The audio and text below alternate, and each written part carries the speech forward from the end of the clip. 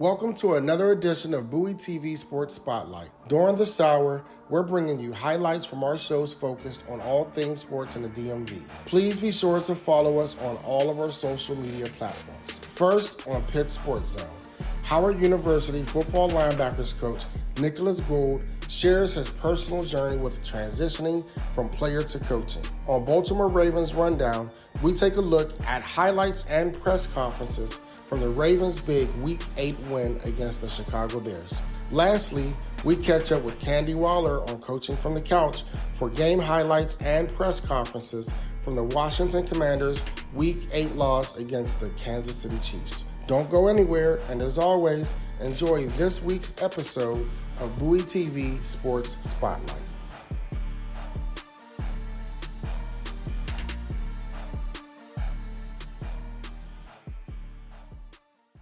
Yo, what's going on, everybody? Y'all know what it is, man. It's your boy Pitts and Push Sports Talk Radio, Pitt Sports Zone. Coming to you live, Bowie TV, Howard University linebackers coach Coach Gould. Listen, this is a personal, it's going to be a little different. It's going to be funny and serious because I can't take Nick serious. So, with that being said, what's going on, boss, man?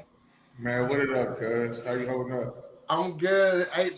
Hey, this is the first, like, besides Sewell, you know what I'm saying, like folks that I knew from when we was back in our heyday, that's still doing everything that they love.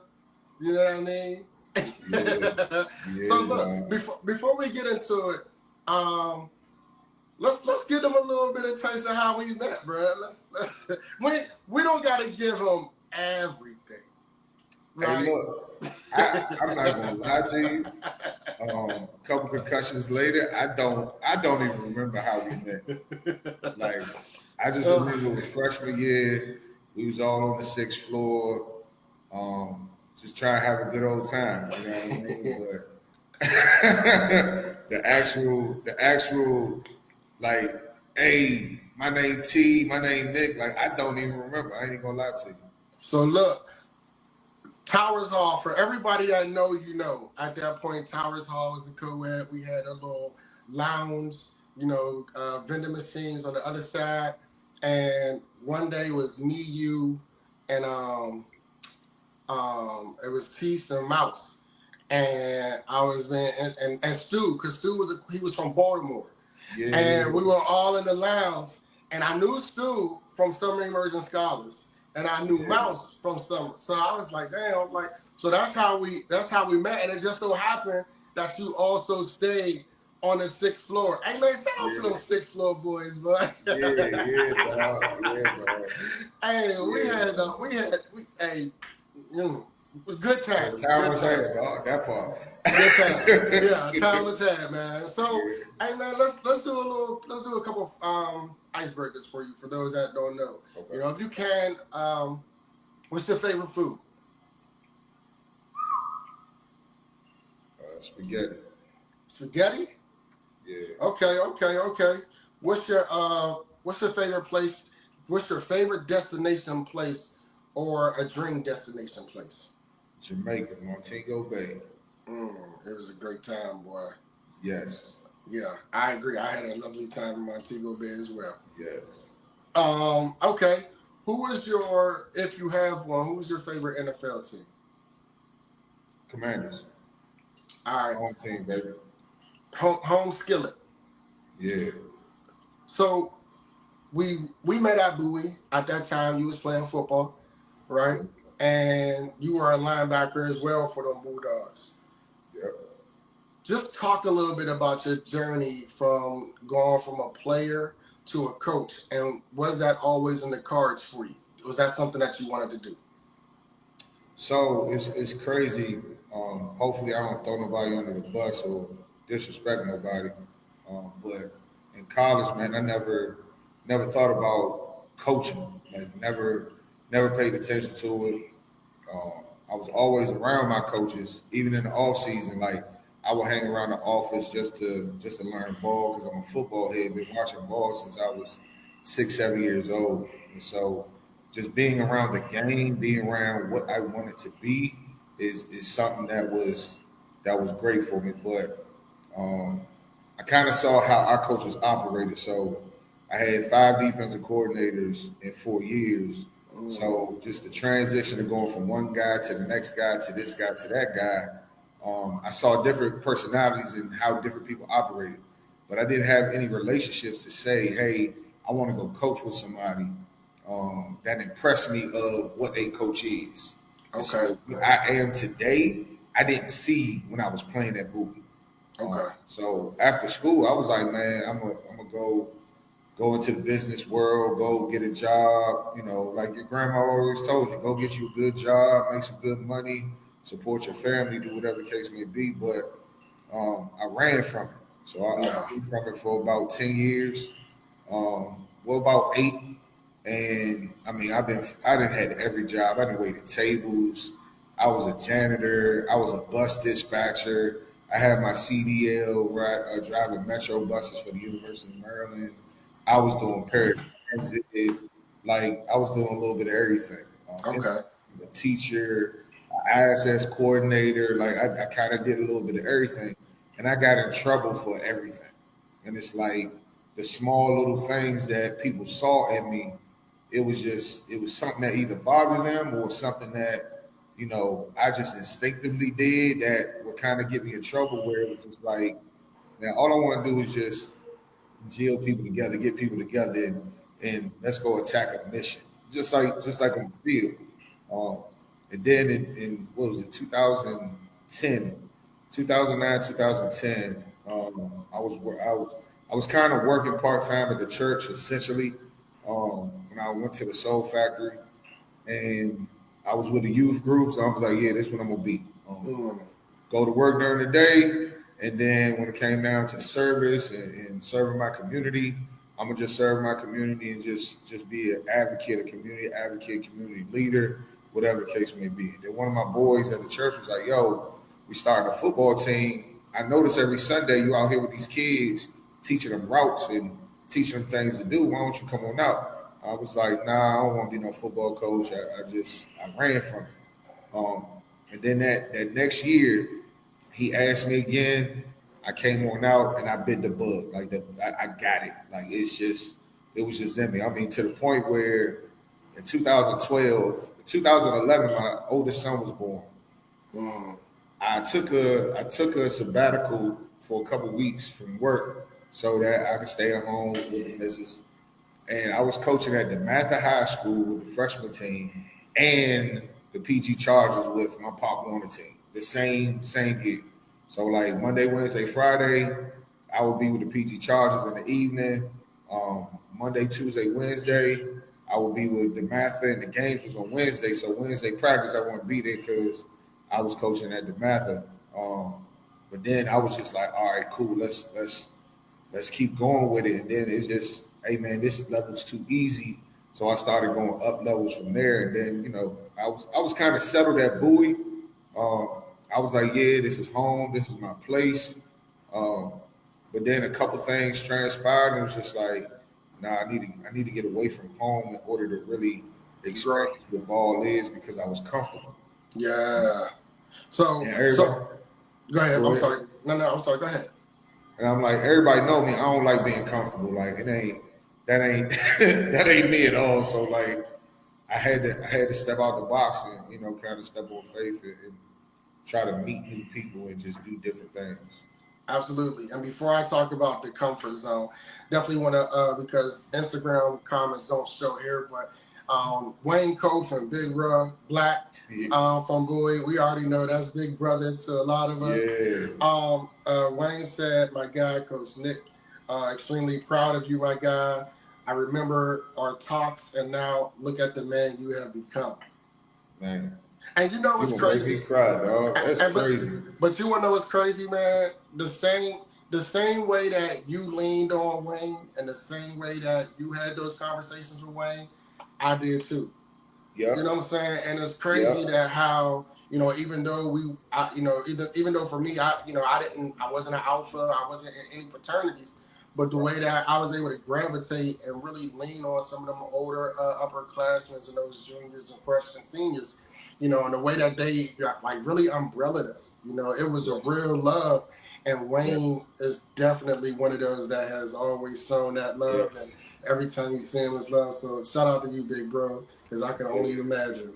My dog Black.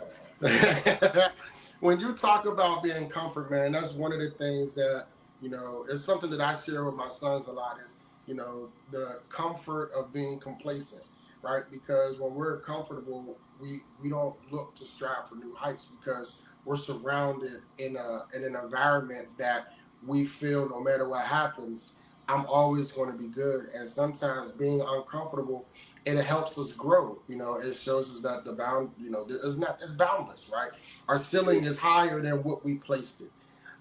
So when you talk about being comfort, just share, because I'm sure, because you talk with a lot of youth prior to getting into coaching, if you can just a little bit tap into your message to the youth when it comes to being comfort and comfortable in those moments, and why it's okay to be uncomfortable.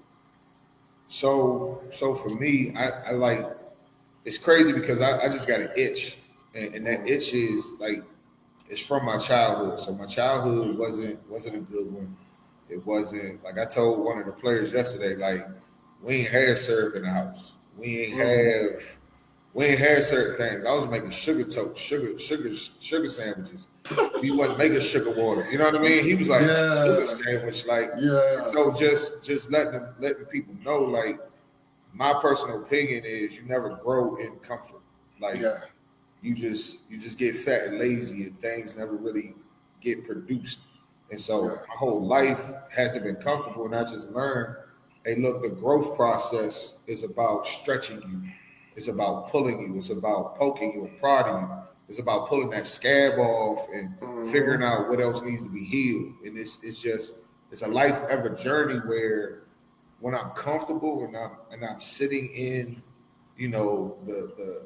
the labor that I've built, the fruits of what I've worked for, I get an itch to, all right, let's go do something else. Let's go do more, just because I don't ever want to be relaxed. I don't ever want to be a person where, like, the place I am in now, I was prepared for this 10 years ago.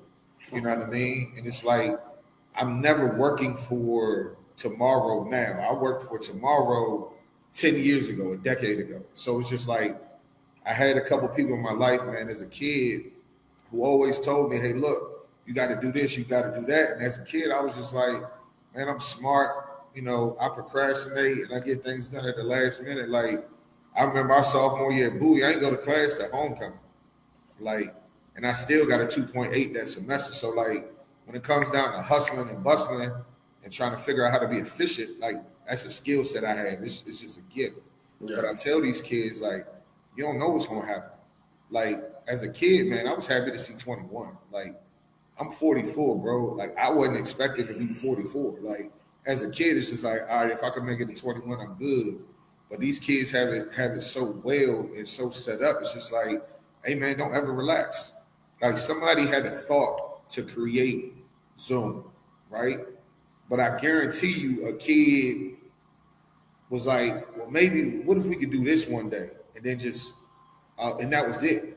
You know what I mean? It's just like, sometimes we can get so comfortable, the ideas we have in our heart, the ideas we have in our mind, we just shelve or sit down later. And somebody told me one day, this was when I was doing service through the church and being a youth leader. He was like, man, what you gonna do with your dash? I was like, your dash? He was like, yeah, you have a birth date, you have a death date, and what's gonna happen in the middle. And so around that 2008, 2009 era, I will also go to cemeteries and just sit there. And somebody taught me, it was like, go to the cemetery and just be around it and see what's there. Just observe and be centered, because it's a lot of people who were dead in the grave, who had dreams that they never attempted, not fulfilled. They never attempted. And it's like, don't be that person. Don't be that person by the time you die saying, I wish I could have did this. I wish I could have did that. So I got a green light mentality. Growing up, we grew up with it. Hey, hit first, ask questions later. You know what I mean? Mm-hmm. So that's just, even when it comes down to spirituality, I told the pastor, like, look, I act first and then I ask questions later, just because, one, that's how I was raised, but I believe that's what faith is. Yeah. Like, and say you have faith as a mustard seed, you can get things done. Well, Why am I asking a question if I got faith? And so Yeah. I tell kids, man, if you got a thought, write that joint down. Speak it out loud. Don't tell nobody because they might steal your idea. But don't ever hear something in your head, hear something in your heart, and be afraid to act on it. Like God gave it to you for a reason. So you are supposed to be the one to carry it out. Yeah, write it down, make it plain, and speak it into existence. That part. And it's crazy, man, because you never shared so many things with me, and I've never shared either. And I think it's just a testament to trying to get these kids to understand that the times that they're growing in, even though they may be dark, is a lot better than what we grew up in. Because I've shared on a countless a number of times how, me growing up in Pittsburgh, I never really did have that goal or aspiration, of anything past 21, only because of everything that was around us, the things that we saw. But it also strengthened me, right? I am who I am because of my hood, and I don't lay that down for nothing. That's why everything I do is a 412. And a lot of people be like, well, you lived here longer than Pittsburgh. Pittsburgh taught me everything I needed to know before I moved here. So that's why I'm always giving credence back home, because I am who I am because the streets built me. You know what I'm saying? And Maryland raised me. The streets built me in Pittsburgh, but Maryland raised me. So I'm appreciative because I was able to see a different perspective that I can tap into this side of me too. But I like being in this realm, for the furtherance of just bettering myself and others around me. It's easier to help pick people up than to tear them down, in my opinion. That part. So when you talk about just your overall, just you being a mentor, man, if you can just share a coaching milestone, right? A memorable moment, in your coaching career or experience that, before we get there, let's pivot. How do you find fulfillment in helping young athletes develop on and off the field? That's just, for me, it's easy because that's just who I am. Like again, 2009 was a pivot for me because I was trying to figure out what I wanted to be. Because again, like I said, I've been fired from multiple jobs, and I'm talking about it was the terminations were bogus for most of them, but it's just like, nah, God was trying to steer me in a direction. Like I wanted to be a life coach in 2009, because like I said, I wasn't football coach, it wasn't in the plan, so I was going to be a life coach. So just going through understanding what spiritual gifts are, understanding what temperaments are, understanding what personalities are. I'm one of those people where, yeah, I'm gonna uplift you naturally. Like this, that's just naturally what I do. So extorting has always been in me ever since a kid. Now, if you burn me, it goes the other way. But at the end of the day, it's just my goal was always to come and be a coach to uplift the family and change a family's history, so that now the kids that I'm coaching now, I done changed 1,000 kids' lives. And so if I couldn't do it in the church and the church wasn't the place I was supposed to do it, if I'm going to go coach football, I have to do it with that. And it's like each kid that I touch, I don't care how good they are, I don't care how bad they are, they're still a person, they're still a human being. So at the end of the day, by the time I leave you or you leave me, you're going to be better. And then that inspiration I gave you is going to inspire the children and the generations after you. And that's just kind of how I got started, man. And I said, I can't be a coach if I don't have that intact in me to say, hey, this kid that don't play at all, like no playing time whatsoever, don't have no aspirations to be in the NFL. If I can't help him change his life and put him on a trajectory that because of our relationship, he's better, then I should be coaching. Absolutely. That's deep, man. Excuse me. Can you share a particular experience, Nick, or athlete that has inspired you to continue coaching? Because I'm sure it's a bumpy and it's a journey, and there's many moments where, even that hustling us gets weary at times, but God's timing and God's will is always undefeated. But can you share a particular experience or a person that has inspired you to keep going? Yeah, Joshua Davis Stokes. So Joshua Davis Stokes, aka Punter, my young boy, man. Yeah, I'm about to cry, dog.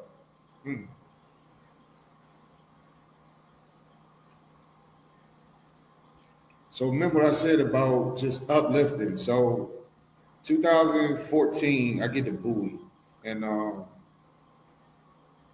I'm coaching with under Coach Wilson, and Sewell was the defensive coordinator at the time, and I'm just coming on to the program from high school level.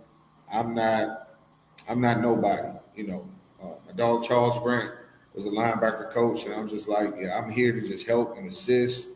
I don't know enough football in my mind to do something, right? Um,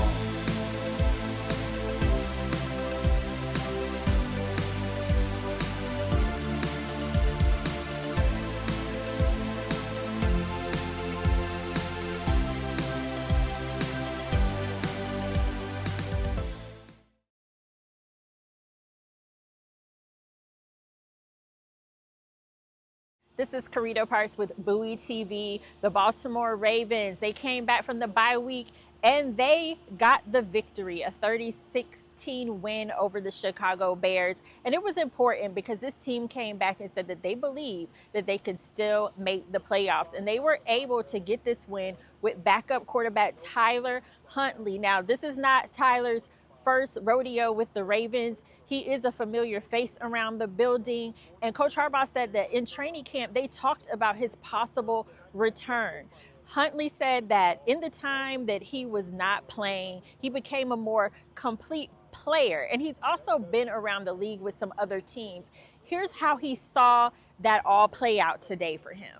Tyler, you said that you came back feeling like you're a more complete player. How do you feel like that showed up today in this game? I'll just say, like I said, like I was able to get one-on-one work with a quarterback coach while I was at home, while everybody was away, and I just felt like I was just tuning up my craft, working on just my faith with God and just being one with myself, like not letting little mistakes, just down me as a person, like when you're greater than that. So, just learned my value in it. The Ravens offense was definitely more in sync with Tyler Huntley at the helm. The run game got back going. Pat Ricard, he came back from his calf injury, and it made a huge difference. Derrick Henry had 2 rushing touchdowns today, and it's been a couple weeks since we've seen the run game look like the Ravens run game that we know. Ricard said it was hard to be out, but he's happy to be back and that his calf injury just took longer than he thought. It was just challenging. It's just challenging to not be able to help my team, not be able to play. And I'm the type of guy that if I'm healthy and I'm ready to go, I'll go. But it was just taking longer than we all thought it would, and I'm just happy to be back now. Speaking of Derrick Henry, he was also very confident in Tyler Huntley. Throughout the week, they were practicing with Snoop just in case Lamar Jackson couldn't go, and he said that they knew that if he got out here, that he would do a good job. What do you say about Tyler Huntley, the way he ran the offense? Oh, he did great. I mean, we saw it throughout the week. We knew he would have a great game just about the preparation throughout the week and, how he was operating, throwing the ball. He just looked good all week, so he knew coming in the game he was going to have a good one. I mentioned in my Ravens rundown from Friday that Zach Orr said that he had a plan to create more negative plays, and that plan played out. This team got sacks. Mike Green got his first career sack. Nate Wiggins, he also had an interception. And there were other quarterback pressures and hits that really made a difference in this game and kept the Bears from scoring. The defense was able to stop them on their first 2 drives at the goal line. That's the defense this Ravens team is going to need if they want to move forward successfully. Overall, this was a complete game. Offensively, defensively, and special teams. Everyone did their job, as these players like to say. And Zay Flowers said there's just one thing that they need to do to keep this momentum going on a short week as they have Miami on Thursday Night Football. How impressed are you? This momentum going. Just practice how we practice, do what we do, execute everything that we've been executing, and just keep going. This is Carito Parks. That has been your Ravens Rundown. Be sure to follow us on all social media platforms at Bowie TV Sports. You can also find us on Comcast in Prince George's County. Our guys are keenly aware of that.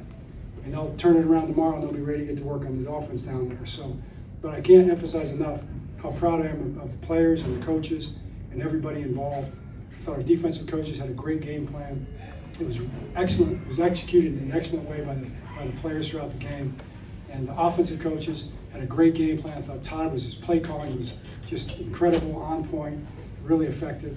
And then, of course, you can talk about all the players, but we'll start with Tyler Huntley right here. I mean, the way he played that game, 116 plus quarterback rating, ran the offense, ran the ball, completed passes, just kept great poise in critical moments, finished the game on a critical drive at the end of the game. I don't think you play any better than that. That was one of those all-time great performances, man. I'm so proud of you. We'll talk about the phone calls that time, but he did it, and the team did it. So, with that, what questions do you have? John, how did I mean? It's been a while since to get that feeling of winning a game. How was the locker room after? It was happy. It was a happy locker room. Yeah, it was a happy locker room. It was a joyous locker room, And it was also kind of a poised locker room too. It wasn't like out of control. We haven't won a championship or anything else. We won a game. We won one game, a game that we needed to win. And even I, with Derrick Henry on the sideline right after the game, gave him a hug, and he was kind of just like this. And Kyle Hamilton was kind of like, okay, but there's plenty of things to work on, So plenty of things we can all get better at. John, there was that 4th and 5. Seemed like that sequence kind of was a decisive sequence in the game. You had a long huddle. It seemed like you were talking about where to go for it. You tried to draw them offside, get the stout punt inside the 5, and then the Wiggins turnover. What were the discussions like? I mean, were you close to going for it? We talked about it, and we decided that we'd try to draw them offsides. 4th and 5. We felt like maybe we get them. It's not, you don't always get them, but we didn't think there was much to lose there. Unless you decide you'd rather go for it. It does help a lot if it's followed up with a punt that puts them inside the 5. I mean, that's what you want. If you don't put them inside the 5, if you kick it in the end zone or something like that, it's not nearly as effective type of a situation. But the downside of not getting it was pretty steep. And so we just felt like, let's go ahead and try to see if we can execute this. Just try to draw them off and then see if we can execute the punt. John, 2 questions related to Tyler. One, what was your thought process when he became available and you signed him? I know you'd worked with him before, but bringing him back here, and then what led to make the change to have him be the starter today? Well, to be the starter today, I felt like it was the best thing for our team. It would give us the best chance to win. Tyler does some things. He's a talented player. He can make throws. He can do things with his legs. He was a great spark for us. It just felt like the right thing to do. Nothing against Cooper. I mean, Cooper, great guy, and played good football for us. But Tyler was the answer for today's game. I felt like it just wasn't a hard decision. It was we were planning on doing that throughout the bye week and everything. If Lamar couldn't go.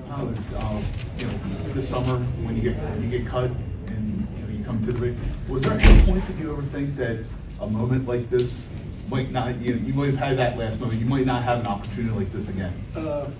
I didn't think that it would happen. It just, just being at home, just working out every day by yourself and stuff, you just try to see where it's gonna come from and when would it happen. I didn't have no idea that, just being that, OTAs, it's not really where players are, being moved around and stuff, and I understand it, but yeah, we here. Tyler, when did you find out that you were going to be the starter, and what were your emotions then? I was like Saturday night, late, I usually just prepare every day like I'm the starter, regardless. So it wasn't too much of a surprise, I'm like, shoot, let's do it.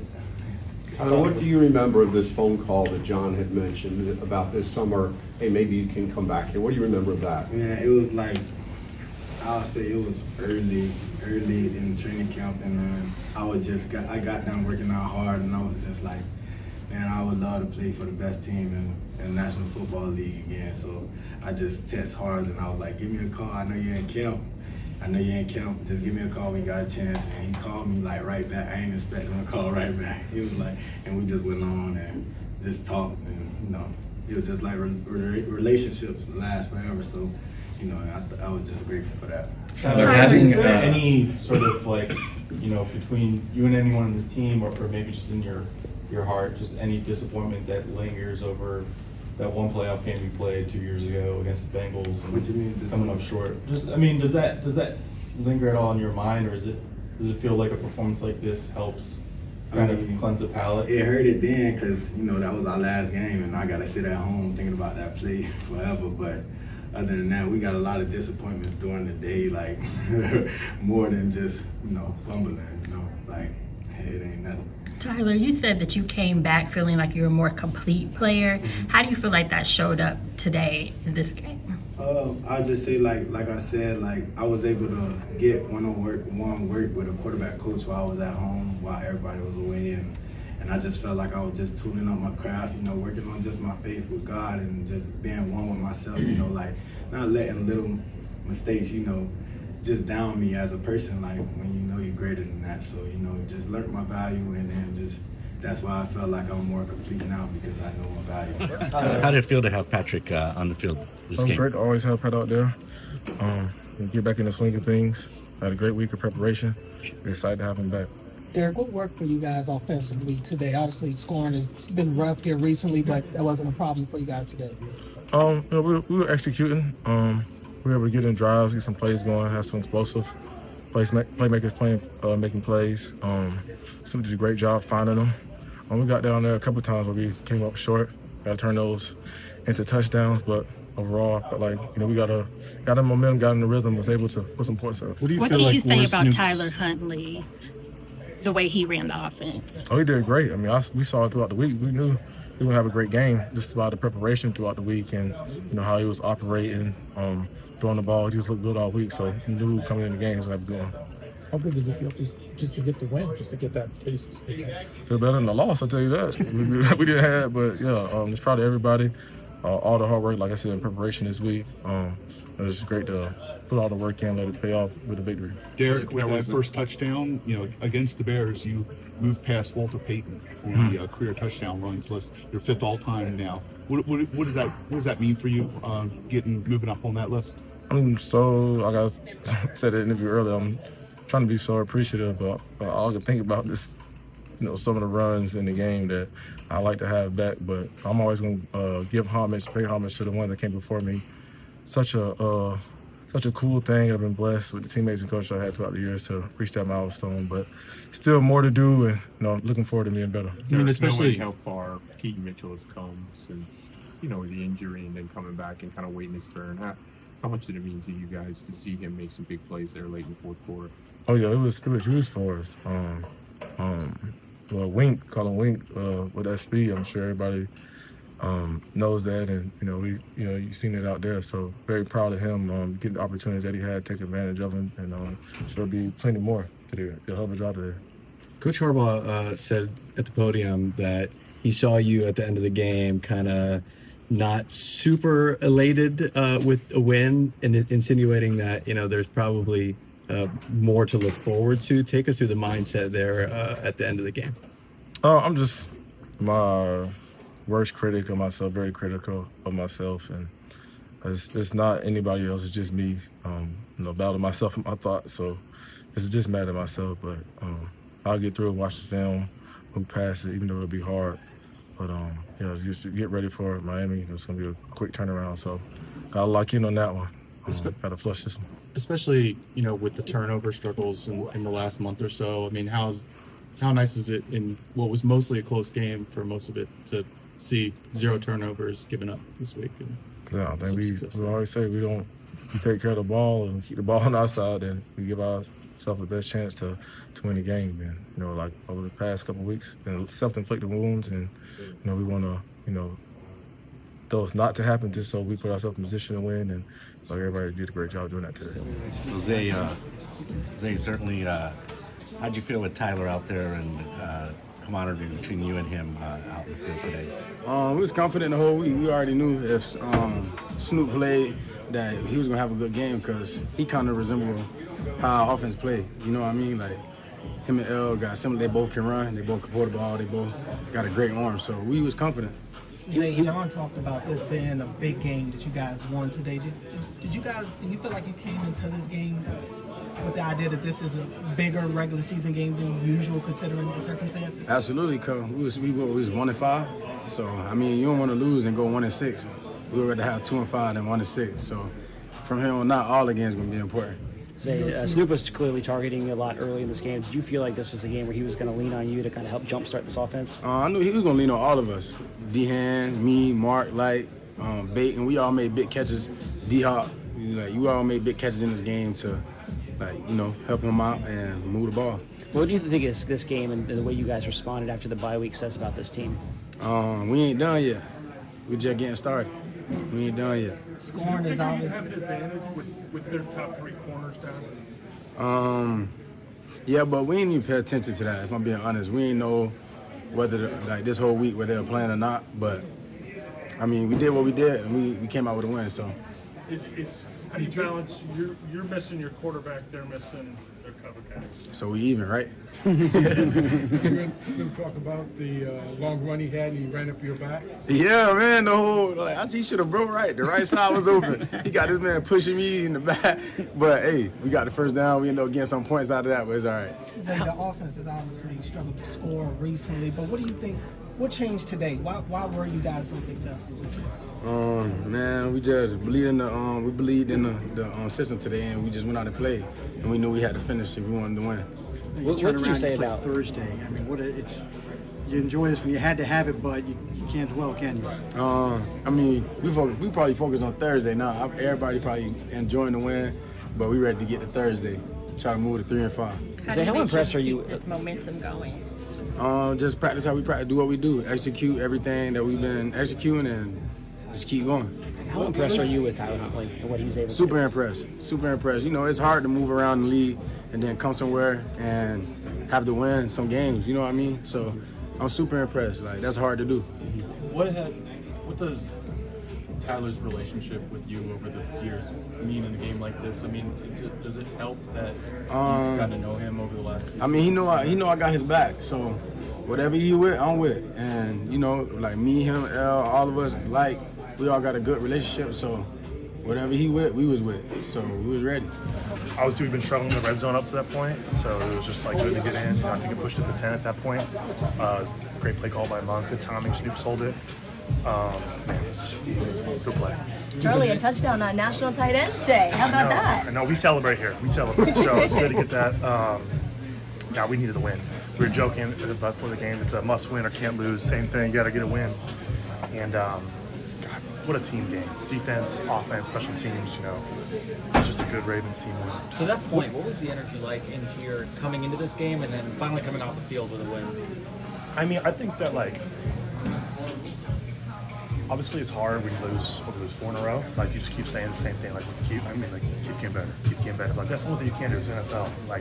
So I think this team has a lot of maturity to just keep focusing on us, keep fixing mistakes, keep getting better. Because there's only 2 things you can do in this business. You can either quit or get better. And so that's I think a lot of respect for the guys and the coach on this team is just that resiliency. Just keep their head down, keep playing. I thought defense played a great game.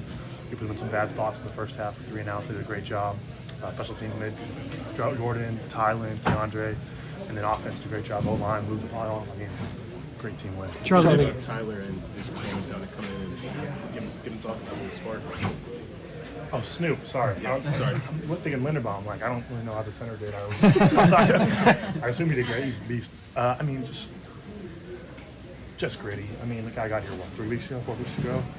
Comes in. Violence play, obviously you can see the line of scrimmage, we did a lot of stuff. He did a great job orchestrating it, used his legs when he needed to, was efficient with the passes, was on target, took care of the football, was explosive. Can't say enough good things about it. Charlie, for you, we watched you in the preseason and you make a ton of plays in the passing game, going from the practices and then, also into the preseason games, and then it hasn't happened in the regular season. What's it been like trying to wait your turn for that? Yeah, I don't think I made any plays in preseason, but I did in past preseasons. I think of the Colts practices. Yeah, I snapped in that practice. That was fun. I don't know. We have so many weapons on the team, so there's only one football, and I take pride in my role on special teams. Take pride in my role in the run game. don't mean to pat myself on the back too much, but I think I've grown up a lot with that. It's just like, just do what I can do to control. You know, if you continue to worry about things you can't control, not only you're not going to play good, you're going to be unhappy, you're a bad teammate. A couple years ago, I was kind of being a little wuss, and my tight end coach from college, Mouse, kind of ripped me. He was like, dude, stop being a little, I can't curse, sorry, working my vocabulary. Stop being a little baby, go out there, play as hard as you can, and have fun. It's kind of how I try to play, is play as hard as I can, have as much fun as I can.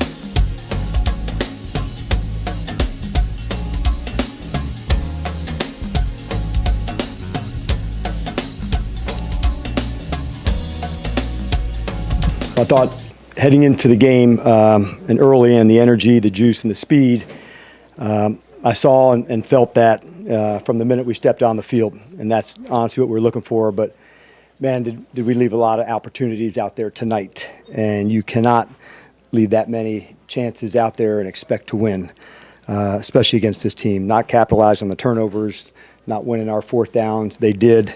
It was great to see us get in some of the takeaways. That's been an emphasis of what we've been hitting on. But, leaving here, you cannot leave that many opportunities out there and walk away from this place with a win. And, like the intensity of the first half, but I just thought the opportunities for us to make our mark, and we didn't nail those. So you're not going to walk away from here with a win and miss those ops. In terms of speed, I know guys people mentioned that you know that you don't have speed, but you didn't see the speed. Did you see? Yes, I did, Candi, and I felt the urgency. I felt the speed, especially in the first half. I really did. That helps create some of the takeaways, and this is a group that can really run. So I wanted to see, could we process? Could we play quicker? Could we play with more urgency? And we were able to see that. Not to say it was all clean, and certainly in the second half it wasn't, but I did feel that. And from the initial reaction to the play on offense, what are some of your initial thoughts to what you saw tonight? Yeah, I thought not capitalizing early on the takeaways. I think we might have had correct me if I'm wrong, maybe 3 trips, into their territory, not to come out with points. That's the story of the game to me, where we've got to take advantage of our ops when we get them there. That's where I felt like leaving that spot without points into that spot. And some of the fourth downs, that was by choice, knowing like this is not going to be a game that you're going to win with field goals. You need touchdowns. And so we were going to be bold. We were going to live on the edge. And I thought that was the right call going into it. You don't like the result, but I like the aggressive nature of going after it. When you showed the zone look, Marcus, that first half, you guys moving the ball, getting down there, just couldn't convert enough. Like, how frustrating was that? How much did that kind of take away some momentum that you guys might gain? Yeah, we got to clean those up. I feel like we moved the ball well kind of throughout the season, and it's kind of getting into that point where we get into the fringe area where whether it's a penalty, whether it's a turnover, and it just stalls and kills drives. It's unfortunate. We got to look at the tape and figure out ways to get better, but that's definitely something that we have to fix. And then the second half, not as able to move the ball. What changed there? Were they doing anything different? Or? No, they did a good job. I mean, we made a couple of third downs, but for the most part, we just didn't execute some of the stuff. I took a bad sack. Should have just thrown the ball away, give us a chance to maybe go for it on fourth. But all in all, got to give credit to them. They played well in the second half. What was the game plan to go in to try to slow them down? And how did you guys feel you did lose in the first half? I thought we came out well. I thought our guys battled, and at the end of the day, when you're not converting our drives against this type of team, it's tough because they'll get going. And I thought our defense did a great job of holding it off and making plays. Creating turnovers, we just didn't do our part on offense. What was sort of the mood in the locker room at halftime in that first half you guys had, and then, what was it like after? Yeah, the mood was good. I think, for the most part, like I said, we were moving the ball. Defense created turnovers. We just weren't able to finish drives, but we felt like we were kind of getting things going. And unfortunately, we just didn't kind of sustain that momentum. Again, those are things that we'll have to look back on and see what we can fix. But I like the way that we started today. I thought that's something that we can build off of, and looking forward to how we can do better next week. Obviously, it wasn't enough, but what'd you think of that McLaurin touchdown catch? Oh, it's sick. Anytime you give Terry a chance, man, he's going to make a play. Even on that third down, to get his body in bounds on that was pretty ridiculous. And he's a huge boost for us on offense. So the more that we get him involved and get him going again, it's going to help us out. Right as you get him going, you lose the game, but it looks like you made it. So last week, going backtrack, here are the 2 questions that I had for Coach Joe Witt Jr. Here was the first one. Hey, Coach, I know one of the things that you all have been talking about is, I'm going back to your point about communication. So what is your assessment thus far through the 7 games on how you all are doing in that area, and what are some things that you could do, if need be, to correct that? It's been a little bit like the play. It's been, certain guys have been really good communicators. Some haven't.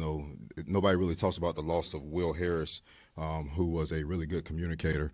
But that's one reason that we will, pare some things back to eliminate some communications that we might have in reduction play. So, but it's been like we played. It's been not good enough, and how we've played hasn't been good enough. So we've been really diligent of looking at every aspect of it, and we got to get it turned. We got to get it turned, and we need to get it turned now. So, so his comment about Will Harris, me right here, have been talking about that ever since he got hurt. I remember one of the first things I even told you, Ole, and many other people, I said, "Oh, that's not good. Yeah, that's actually quite bad because he is the other smartest person on the field from a defensive perspective, and he keeps that communication in the secondary. You all may have not seen it because he was 3.5 games in when he got injured on lock, and it still wasn't perfect, but it was better. You saw a distinct difference. Yeah. In the communication in the secondary once he went out. And so that goes back to injuries, the roles people play in football, in talent, but just the intellect part of this is so complex. But you can see it when a person is out and a person is different. Now, Wole, I'll pause there because I know you had a question. Yeah, I just wanted to say for you, just, we're speaking as defense, and Joe Witt was speaking about it. Like, how would you assess what you saw in the first half? Again, I'm staying positive for a little bit. Like, we're gonna stay positive because I got a couple more things before I go critical. And I think I have some other stuff here too that I might not even know what it is, but I might just say it anyway. Maybe positive, might be negative. That first half was the best. That's it. That's it. They got your turnovers too. They got you you asked for 3. They got like 2 of them. Asked for 3, but they got 2 of them. Yeah. If Marshawn could have had another one, if he tried to pick the football up, he just fell on the football. You could have had your third one right. Facts. That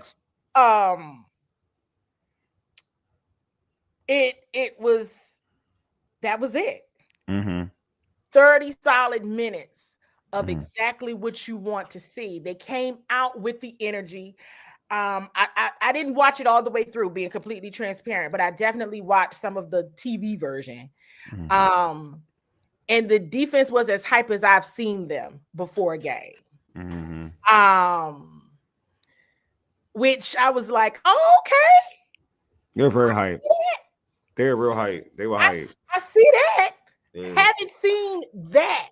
That type of energy. I see you feeling it, but I haven't seen that. And so I saw the energy. I saw them ready to roll in a way that I recognize, right?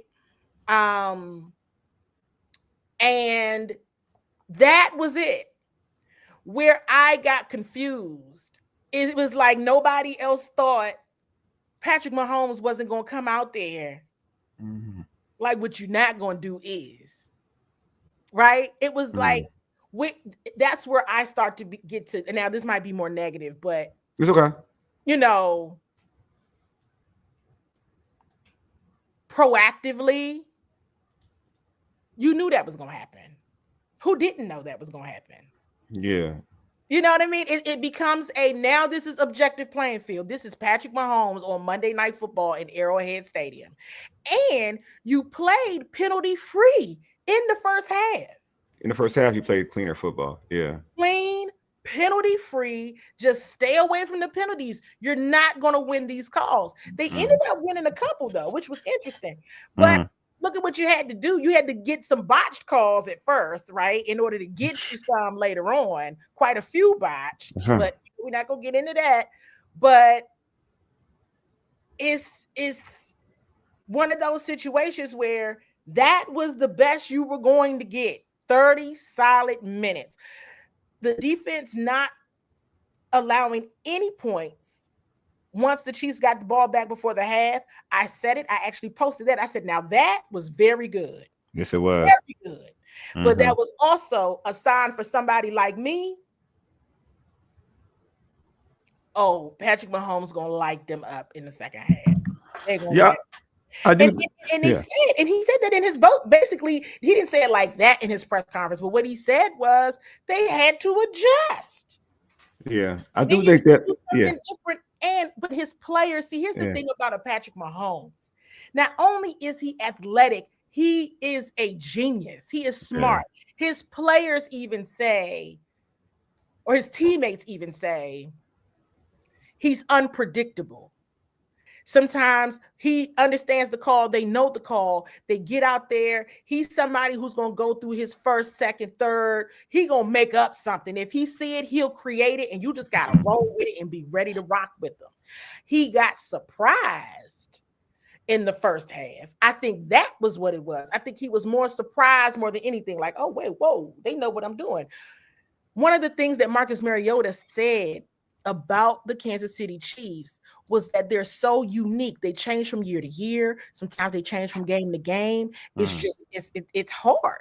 And so they said, let's just, the challenge was, and I'm going to say this going back to Dak in Dallas, because you saw what the Broncos did. You got to get to the X factor. There was rarely any pressure getting to Patrick Mahomes. Yeah. So your offense is struggling. Your offense is on the struggle, but this is the game where you're the muscle right now. You're the muscle. You are the X factor. Your unit is the X factor. Pressure, no dumb penalties. You saw a couple dumb penalties in the second half. Yeah, Quan. And so that was a challenge. Not when you're not getting pressure. You know, and then once you decide not to get pressure, then you go and try to get to the quarterback. Where are you even going to mess with Patrick Mahomes like that? As soon as you get close to him, he's going to throw the football because now you've left your assignment. Every time that happened, I was like, why are they leaving their assignment? As soon as they roll up on Patrick, he's going to throw it. He's going to draw you in. And then he's going to. So I will add, like, I feel like in the first half, their style of defense was a little different compared to the first half of defense. And not because of like aggression, it's just the like what they did. They played more coverage. But also I would say this too, though, and this it is leaning on to negative. I guess it is what it is. When like you're there and you always hear and you talk about a lot playing complementary football. And I do think that if Cliff takes advantage of those opportunities that the defense gave him, then their defense plays a different style and Patrick Mahomes plays a different style. If you're going into that half up, that's his best case scenario, right? I'm going best case scenario. Best case scenario. So you're going to have up 21-7. Yep. Because right, best case scenario. Yep. They're not going to call the same. They're not going to call it the same way in the second half because they're going to. Because if as great as Patrick Mahomes is, he's also an individual. If things aren't going his way and he thinks that he has to create a spark, we'll force the issue. So I do think that a thing that hindered the defense is what. And again, I want to give like the offense did move up and down the field. It's about closing plays, closing drives out correctly. They didn't. So I think that hindered the defense more than anything in terms of even more than Patrick Mahomes being Patrick Mahomes, to be real with you. Right. I mean, it defensively, I got a couple of like, what is that?